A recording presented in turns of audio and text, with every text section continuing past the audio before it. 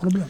Vous êtes aussi l'auteur du livre L'impossible éradication, l'enseignement du français en Algérie, dans lequel vous traitez le statut de la langue française.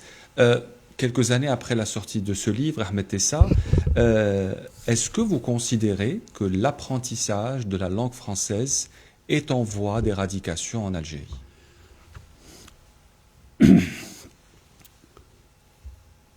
Quand la décision, c'était en 2022, quand la décision d'introduire l'anglais au primaire, les wahhabites algériens, qu'ils soient dans les syndicats ou dans les partis politiques, ou dans les établissements scolaires, ont fait la fête. Pas pour célébrer la langue anglaise, mais pour célébrer c'est des monolingues. Ils la disparition du français. Ils ne connaissent pas l'anglais. Ouais. Un Algérien qui ne maîtrise pas qui ne connaît pas le français, maîtrisez moyennement s'il le faut, n'accédera jamais à l'anglais.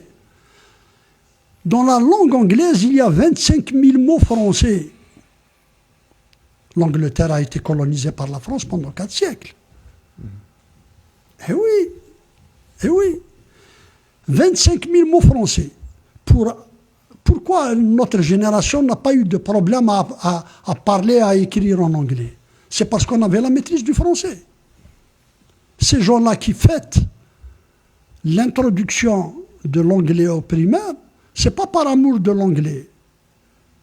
C'est pour enlever le français. Et ils le disent, on va le supprimer. Réponse du président de la République, il a été clair. Éloigner l'idéologie de l'école. Deuxièmement, le français est un butin de guerre. Ça veut tout dire.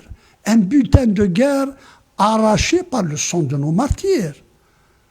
Un butin de guerre qui nous a servi pendant la Révolution à rédiger l'appel du 1er novembre, à rédiger la plateforme de la Souma, à travailler les opinions publiques internationales et surtout à l'intérieur de la France par le mouvement national du temps de l'étoile noire africaine jusqu'au FLN. Et pourtant, on continue de qualifier le français comme langue du colonisateur. Et l'anglais, c'est quoi?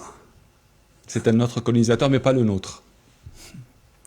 Mais un autre colonisateur aussi. Et la langue française, François Yvetot, Raymond Péchard, Henri Maillot, Pierre Chollet et son épouse, ces dizaines le réseau Janson, Henri Alleg, Georges Hadjadj, Maurice Audin, ces gens-là, Européens de souche, Algériens de cœur, se sont sacrifiés pour que l'Algérie vive libre. Ils ont embrassé la cause algérienne. Natifs d'Algérie, ils se sentaient algériens, frères et sœurs de ceux des membres du FLN et de l'ALN. Ils parlaient français. Donc la langue française. Alors là, dans ces conditions, ceux qui ont souffert du colonialisme anglais, ils sont nombreux, ils sont beaucoup plus nombreux que ceux qui ont souffert du colonialisme français.